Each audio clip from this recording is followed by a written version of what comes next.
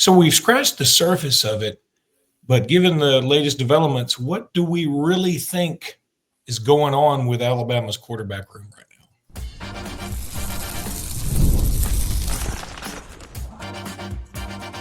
You are Locked On Bama, your daily podcast on the Alabama Crimson Tide, part of the Locked On Podcast Network, your team every day. Hey, everybody, and welcome back into Locked On Bama HSA Radio Network's Luke Robinson. That's me. Bama Online's Jimmy Stein. That's him. This episode is brought to you by Game Time. We'll talk about Game Time here in just a little bit. Also want to thank you everydayers for being every day, and also thank you newbies for being here today. So, Jimmy, you know, we've talked about it, and I keep getting asked about it. I did a segment for Locked On College Football yesterday. We did the SEC squad show last night. That'll air Thursday. And, you know, people keep asking, okay, so what's going on with the Alabama quarterback room now? And I think, honestly, that for guys like you and me who don't hate on Jalen Milroe, in fact, we've been known to be called Jalen Milroe adorers. I think – Though they also say we're too hard on him. They also say that. They also say that. So I think that it was good to give the Jalen Milroe experience, the fact that it's over, give it some time to breathe. And now it's done. Everybody should now, from this point forward, I think all of us should be happy for Jalen Milroe and wish him success. Oh, yeah. Okay, so now let's move forward. And the three guys we got are Austin Mack, Keelon Russell, and Ty Simpson. And if you had told me 4 days ago, I would say my answer is Ty Simpson, 75% to be the starter. 75? I'd say 75. And then I would say – starter, you mean Florida – wait, I think what we're referring to is Florida State. Because you might – I'm referring to Florida State. Because you might predict that Ty wins the starting job and then Keelon Russell becomes the quarterback. I'll put the caveat in here because don't you be putting caveats in my stuff. Yeah, that's right. Do your own caveat. So, no, I have a hard time struggling with even what I mean by that, because if you're saying that, okay, Ty Simpson's going to be the starter at Florida State, but I feel like Keelon Russell or Austin Mack will take over by mid-year, what you're saying is we're not having a very good year. And I don't believe that either. So I'm going to say Ty Simpson, and so I'm saying yes, Florida State, but also kind of yes, whole season. 3-4 days ago, I would have said Ty Simpson at 75%, Keelon Russell at probably 20%, and Austin Mack at 5%. That's what I would have said. Now, given the developments, and I might not have this all hammered out, and I may not have a lot of actual substance to base this on, but I'm thinking more like Ty Simpson 50%, Keelon Russell 25%, or maybe even 30%, and Mack at 20%. That's the biggest beneficiary might be Austin Mack.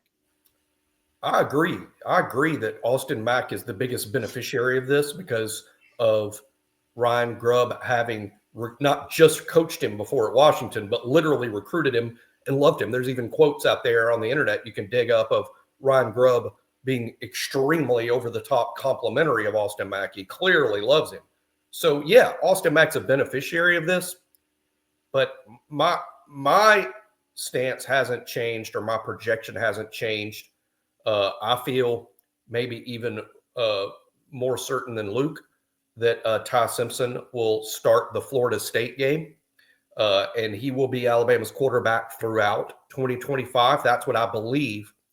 But I do agree with Luke that there is a very real possibility that Keelon Russell overtakes Ty at some point during the season. Now, Ty's going to have to perform badly, probably a couple of times in games to quote, lose the job. I think Ty's going to have to lose the job.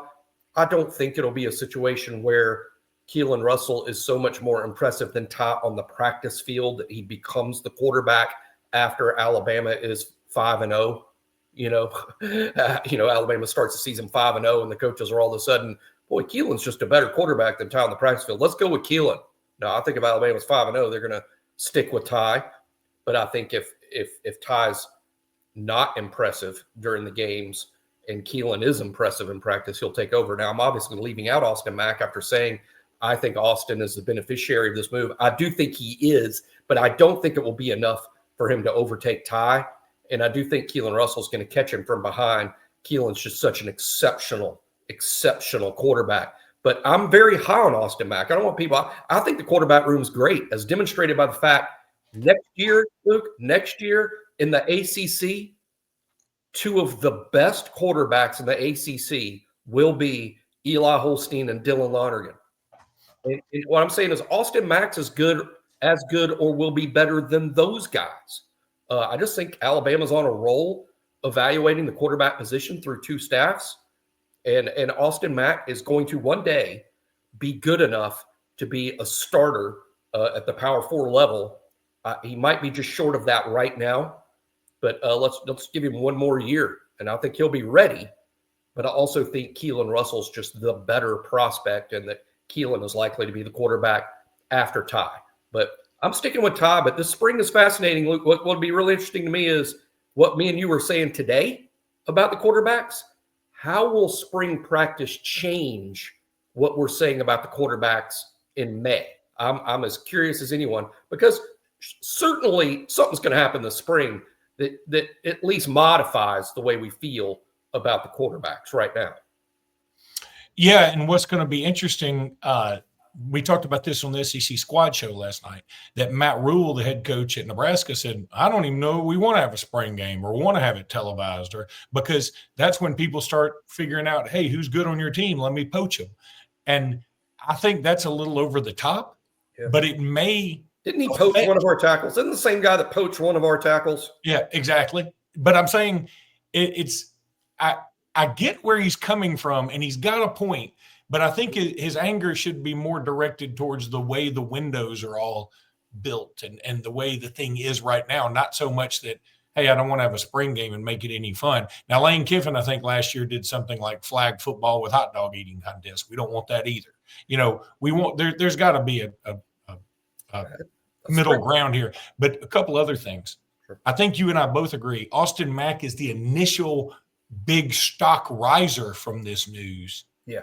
But I think I'm not selling him. I'm just saying long term, I believe you and I both think Ty Simpson and Keelon Russell have more potential than he does. We may be wrong about that. I'm just telling you what I believe. Yeah, I think Austin Mack's going to be great. And let's not forget this. Gosh knows, here I'm going to knock on. I don't have any wood. Yeah, I do. I have some wood right here. I'm knocking on wood right here. You can have injuries at quarterback. You can have injuries, and we might be very grateful that Austin Mack is around at some point. You got to remember, pristine health at the quarterback position is not promised to anyone. Yeah, very, very, very true. Then here's one other question for you, and I just thought about this. Does it worry you in the least that we only have three quarterbacks and that only one of them has a semblance of experience? Austin Mack went in for 10 seconds against Mercer, threw one of the prettiest balls anybody's thrown all year, but he only went in for 10 seconds. Ty Simpson, yeah, he's got some experience. Some of it was terrible against South Florida, and some of it was a really nice long touchdown run for 78 yards. It would have been the longest run, one of the longest runs of the year, yet he dropped the ball before he crossed the finish line. Yeah. One of my things will be this, Luke. I am a little concerned about it because I agree with this general notion. With 85 scholarships on the team, 85 scholarships to give out, I think the ideal number of quarterbacks to have is 4. Mm-hmm. That's what you want is 4, and having 3 is leaving you shorthanded, and that makes me a little nervous. But a couple of points. Alabama's 3 quarterbacks all appear, as of today, potentially ready to play this fall. All 3 could go and be your quarterback because the true freshman showing up looks to be that kind of rare breed that could show up and play right away. So it's helpful that all 3 are ready. Secondly, Cade Carruth has been around, and I know that's not someone that you want to start the Tennessee game with probably, But Cade Caruth, the walk-on from Trussville, he's been around the program for multiple years. He's a reasonably talented kid. I'm not so sure that a fourth quarterback you would bring in would be any better this fall than Cade Caruth would be, because I think he's kind of a borderline scholarship type guy. So I think that's comforting. But no, it is a good point. You want 4. Also, Alabama does have a couple of available scholarships. They do. There's as many as 5, maybe as few as 3 or 4. But you probably have to consider giving those scholarships to a couple of specialists on the team. It's worthy of a whole show, but there may be a switch from 85 scholarship players to 105 scholarship players in 2026. And if there's 105 and no walk-ons, now all of a sudden you have to have multiple specialists on scholarship, because you can't fill in those roles with walk-ons like you have forever. So you might want to place a punter or kicker or long snapper on scholarship. So, and that also costs you less NIL money than signing someone out of the portal. Yeah. Just something that sort of stood out to me was like, hey, we only got 3 quarterbacks on this puppy. So it's not going to be one of those things. Yeah, I mean, maybe Cade Caruth or something takes some snaps in the spring game, but we're going to get to see a lot of these 3 guys in the spring game. It's not going to be like, hey, in the fourth quarter or however they arrange this thing this year, you won't be seeing a lot. You have to. That's all we got.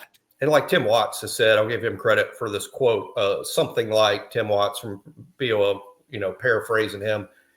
I don't think at the end of the year we'll be saying, gosh, if we'd only had a 4th quarterback, we're national champions.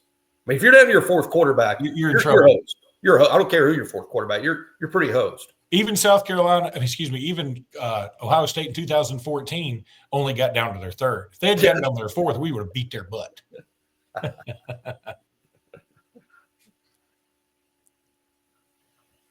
Oh, man. Time to talk a little game time. I used game time this past weekend to get to the Alabama-Georgia game.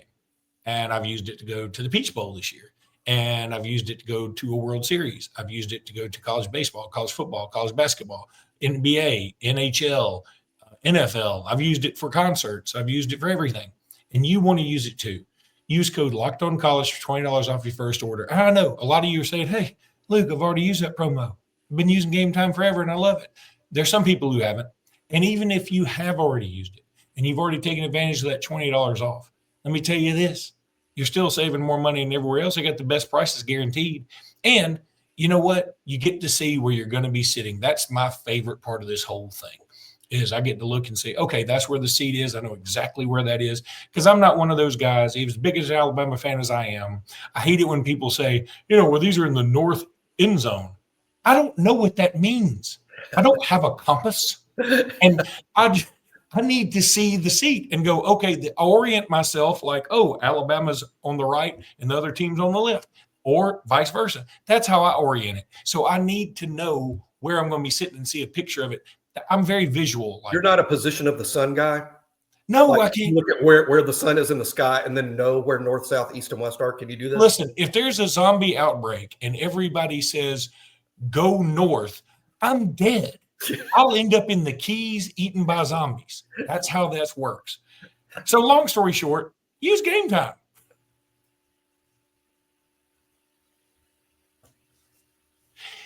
I'm sure Game Time is like, what? They're not buying tickets to a zombie outbreak. I was worried I was going to have to use Game Time to go to the Alabama-Auburn basketball game in 2 weeks. Fortunately, I don't. But, boy, I was thinking, what's going to cost less?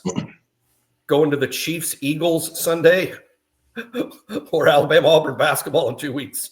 Might be about the same. Yeah, I got a daughter next year that's coming to Bama, and she and her friend want to come down there. They're seniors, and they love to come to Alabama to buy their prom dresses from Ohio because, we rock at prom dresses down here. And she was like, man, maybe we can go to the Alabama-Auburn game. I'm like, not if you still want to go to college. So let's talk about an article that you guys over at On3, y'all are so creative over there. The departing seniors. Well, I mean, nobody had to know that. Just roll with it, son. Okay, good idea. Look, so when Locked On as a network gets an award, you and I are taking credit for it as if we did it. Yeah. That's how that works. Like when Locked On Dallas Mavericks, Yeah. the big AD Luka trade, and they win an award, we'll be like, that's us. We did that. Can't believe we did it again. But the On 3 folks said, you know what, let's talk to some of the departing seniors and who they think will be stars for Alabama. Now, the first one that came up, I'm not going to even discuss because this was a cheapy, easy one. They asked James Burnham, and James Burnham could have actually talked about, hey, who's I love Rico Scott or whatever. I don't, obviously I'm a punter. I don't play against, but instead he actually talked about the punters. Well, we're not going to do that. I love a good punter. He knew who the punters will be, and neither one of those kids have ever been his teammate. They're not on the team now. I mean, they weren't on the team this past year. Yeah, so that's not really a good one. They could have just left that off the article. But and then I thought it was also like CJ Dupree. He talked about Cuevas and Danny Lewis. And one thing he mentioned about Danny Lewis specifically is he's a superb athlete, and he entered the portal for a minute, and then he ultimately came back. And he said, I was excited for him to do that because I think he can really help Alabama next year. And I think that should make some people happy. And then the other one that really stood out to me was Malachi Moore. And again, all these guys are talking about guys that play in their position realm, and it makes sense. But Malachi Moore had a pretty broad and big-time statement, not broad statement. He had a very specific and complimentary statement. He said, I think Keon Sabb and Bray Hubbard are going to be the best duo in the country in the defensive backfield. I thought that was pretty big words. Are you still there? I lost Jimmy. I don't know why I lost Jimmy, but I lost him. And so we will stay here just for a second because I didn't know Jimmy left. For those of you who forgot what Jimmy looked like, there's a picture of him. But going back to this article, and Jimmy is back with us now. Jimmy, I don't know what happened to you, bro. I have no idea. I can't explain. Did you hear what I said about Keon Sabb? No. While also, so we were alerted in one of our text chains that we're on that one of our buddies who keeps up with the team really well was even not unaware of the walk-on punter from the Colorado School of Mines that's going to be here. So, we'll joke about the mimes in a second. But point being that not everybody, even those that keep up and listen to our show every day, need to be reminded every now and then because that guy's not a scholarship player, so it wasn't super publicized. But Blake Dowd from the Colorado School of Mines is walking on, and I consider him honestly to be the favorite to win the job over the freshman scholarship player Alex Asperoff. And so that's a name our fans need to know at punter is Blake Dowd because again, walk on. He could be awarded a scholarship if he wins the punter job this spring. I wouldn't rule that out. He's a senior. It would just be a one and done type deal. But this guy's put up crazy numbers for the Colorado School of Mines. With an N. And you and I did joke about this when he first decided to come over to Alabama. And we were like, if he was with the School of Mimes, then I guess he could just sort of fake drop a football and kick it as far as he wants to. He could be like Uncle Rico or whatever that guy's name was. He would be my favorite player of all. If we ever signed a player out, if we got a kid from the transfer portal out of a clown college, like out of a clown college, that would be my favorite player ever. I don't care what he does at Alabama. I do seem to remember an offensive lineman back in the mid 2000s that I couldn't stand that he blocked as if he were a mime. He just sort of stood there and did one of these while people ran around him. And by the way, I do have a cousin that went to we call it a clown college. It's got to be something else in France.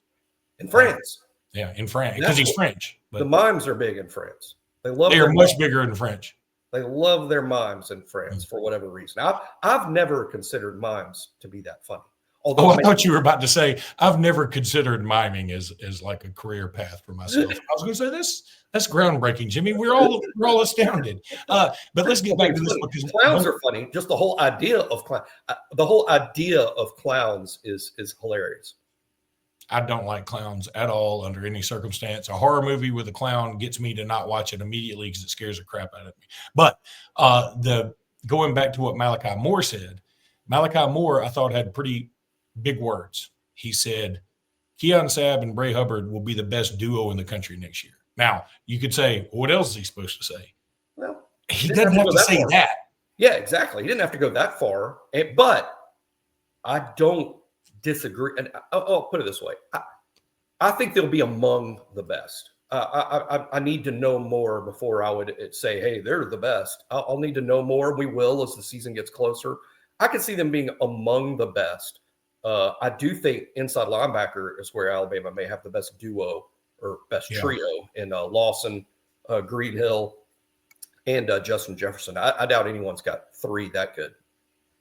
No, I'm with you on that. But Sabb and Hubbard, if they grow a little bit from last year, I mean, grow in a metaphorical sense, not actually get bigger, but if they grow from experience, I think they could be in that conversation. It's crazy to feel I'm higher on Hubbard than I am Sabb. Oh, 100%. And I probably shouldn't be, but I'm just going by what I see in the game. What I saw in the games, Hubbard was a better player. 100%.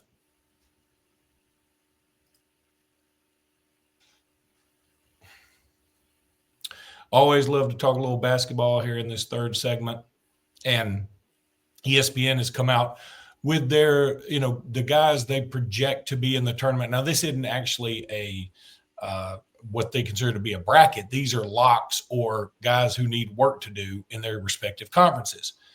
For the SEC, they have obviously Auburn 100%, Tennessee 100%, Alabama 100%, and then Florida 97%, and the Aggies of Texas A&M 96%.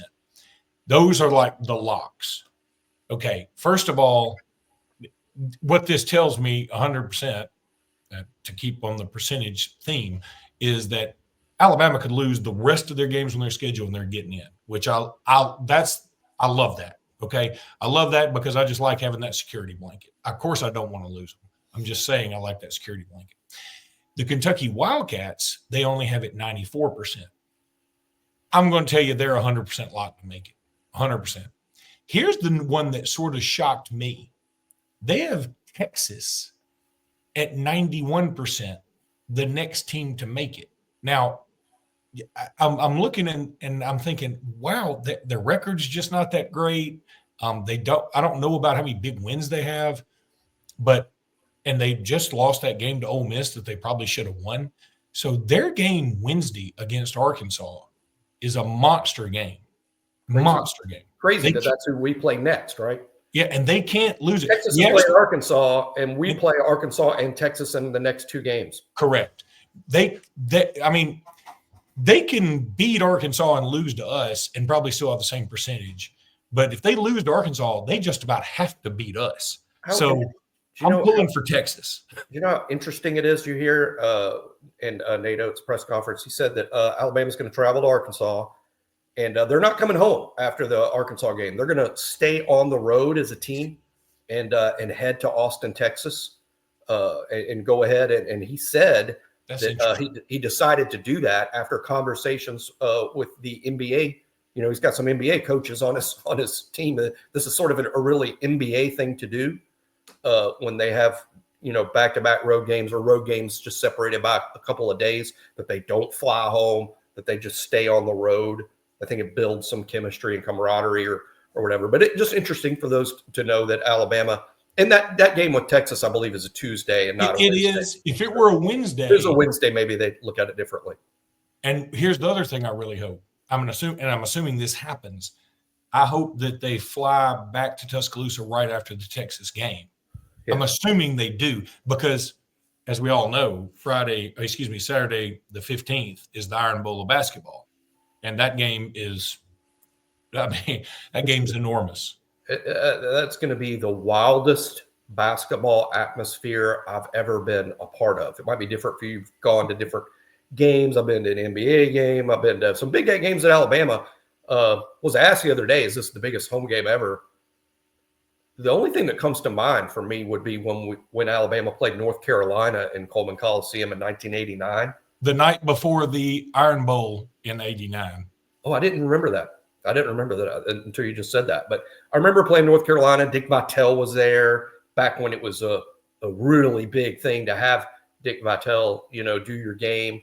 That didn't happen. That just goes to show what kind of program we had back then. That was a news story. Now the equivalent of that is Billis, and it seems like we get Billis 8 times a year now. Yeah, Billis does seem to like the Alabama program, and I think he digs the SEC in general right now. Billis tells it like it is, by the way. He just does. I don't agree with everything he says. I don't agree with a lot of his outlook on the paying player stuff, but I think I appreciate that he just speaks his mind. But going back to this, so Mississippi State and Ole Miss, 83%, 81% respectively. Here's a couple of surprises to me. They only have Missouri at a 59% chance to get in. And I'm thinking, hey, that Missouri's ranked in the top 15 or 16 right now. They've beaten Kansas at home back when Kansas was number 1. They just went on the road and humiliated Mississippi State. They've got some really, really good wins, and their losses are like Auburn, the first SEC game of the year at Auburn. Yeah, nobody was winning that game except Auburn. I just find it kind of odd that they have them that low, and I'm like, Missouri's getting in, man. I don't care. So looking at that, what you're looking at right now, shoot me a over-under number on SEC teams getting in the NCAA tournament. What is the over-under? I mean, where would you say? Okay. 8 teams getting in or 10 teams getting in? I mean, no, it's definitely more than 10. Okay, so for their locks, they have 1, 2, 3, 4, 5. The should be ins 1, 2, 3, 4. So that's 9 already. So 9 should be ins. Okay, so then work to do. They have Missouri, Oklahoma, Georgia, Arkansas, and Vandy. And they actually have Arkansas a better chance to get in than Vandy, which I find so that's 14. So 14 of the 16 still have a shot.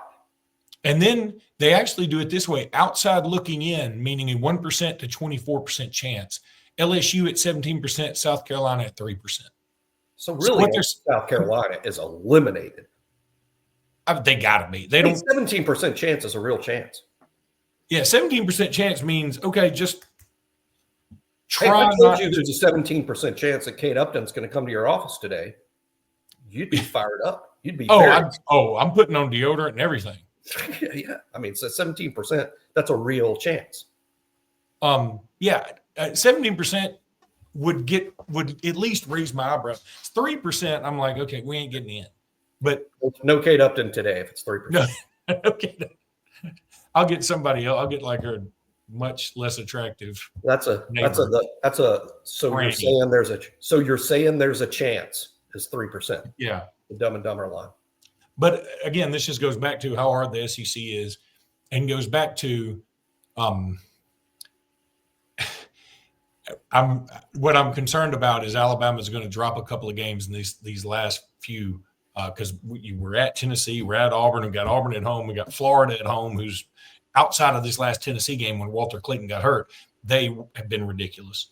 We're going to Texas, who again, according to ESPN, is one of the should-be ins. We're going to Arkansas, who just now decided to wake up and started playing basketball like as we predicted. That was one of the things we got right. I just thought it'd be a little earlier than it happened, but being you said all along, by the time we get to Arkansas, they'll be good.